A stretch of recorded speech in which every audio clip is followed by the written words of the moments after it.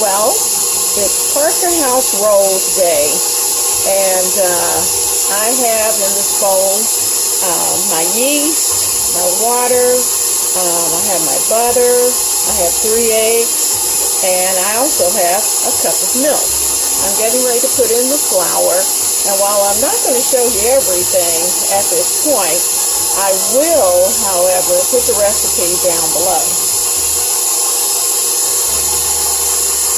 I'm adding the flour in half-cup measures. I put in a half cup. That's 1. And we're going to put in about 4 cups and see where that puts us, because you kind of have to look at the consistency of the bread dough.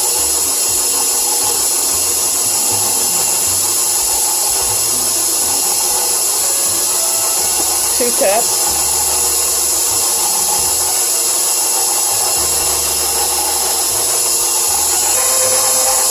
Now this is 4 cups, and I'm going to give this about 3 minutes to go, and then I'll be able to tell whether or not I need to add more flour. Okay, now this is exactly 4 cups, and you can see that it's still a little sticky, and I think what I'll do is to start to add in just a teeny tiny bit, because I don't want to go over 4½ cups. So I'm going to add my measurements by tablespoon. I put in a tablespoon.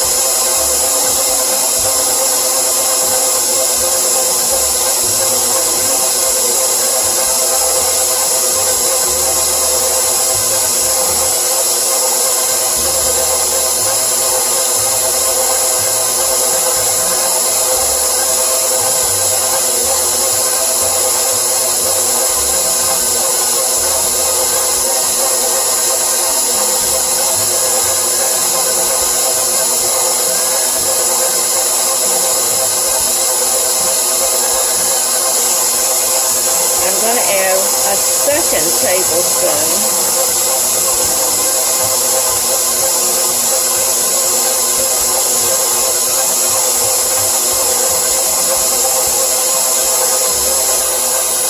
I went ahead and added the 3rd tablespoon, but I'm going to make that it. So then I'm going to give it about 7 minutes to knead.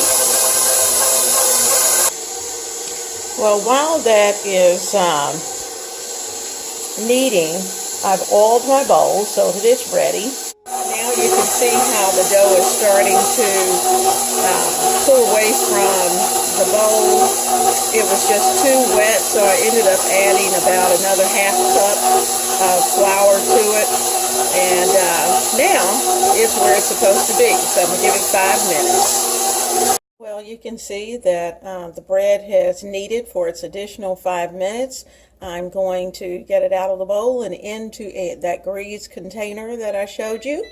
Then I'm going to protect it with some plastic, and it's going to be allowed to sleep for at least the next 2 hours. I have my bread out of the bowl. I have put just a teeny tiny bit of flour on the surface just to keep it from sticking. I'm going to just kind of roll it around a little bit. It certainly feels good to the hand. It's nice and smooth. It's a good smooth dough. I'm going to bring the bowl over. Now what I'm going to do is that I'm going to place it in. I'm going to kind of get it happy down there with the oil. I'm going to flip it over and do the same thing again so that it's nice and oiled. It won't dry out. Then I'm going to press it down into the bowl. Now what I want this to do is to actually double, almost triple in size. So I need for it to proof in a very, very warm place. Now I can put it in my microwave, but I'm going to need my microwave today. as well as my oven today, so those are not going to be the good places. So I have devised another system. What I'm going to do is to place some plastic first over the top of this, but I need to wash my hands. Okay, I've got the plastic wrap, and I'm going to wrap it well. Flip that over. And on one side, I don't want it too tight, but I want it definitely to cover. And then I'm going to put a moist towel over it. That's one. I'm going to need two because this bowl's pretty wide.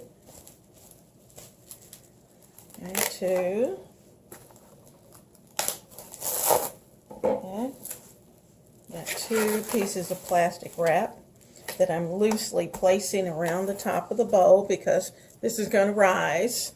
And then I have a towel, and you'll laugh when you see the towel because it's covered with pumpkins, but I'm going to use this towel. I'm going to get it really, really good and hot and wet, and then I'm going to lay it over it so that that warmth will help with warming up the yeast. Okay, I have my towel. It's nice and hot. And because the surface of this bowl is so large, a lot of times I'll double it. But this time I'm just gonna lay it over it singly. There it goes.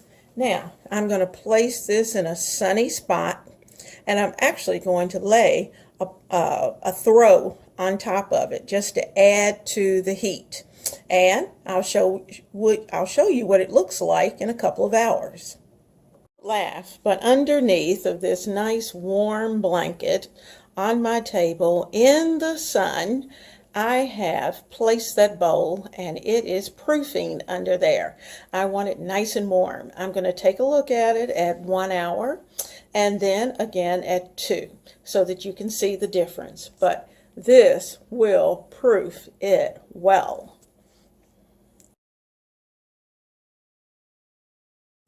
These rolls are beautiful. I'm going to take my brush, and I'm going to brush on just a little butter while they're nice and hot so that the tops will stay soft. You see how nice and golden brown that they got? Now these I'm not going to sample because I already know what they taste like. You've seen that. And actually, remember I told you these are going to a friend.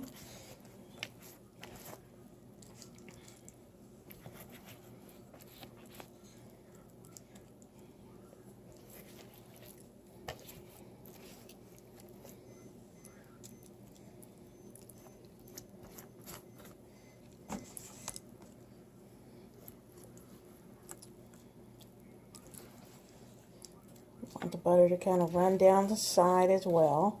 It just keeps them nice and moist. Now once these are cooled, I'm going to bag them, and I'll take them to church with me tomorrow so that she can have them for the holiday. Yummy. Those are mine, and these belong to a friend, so no tasting.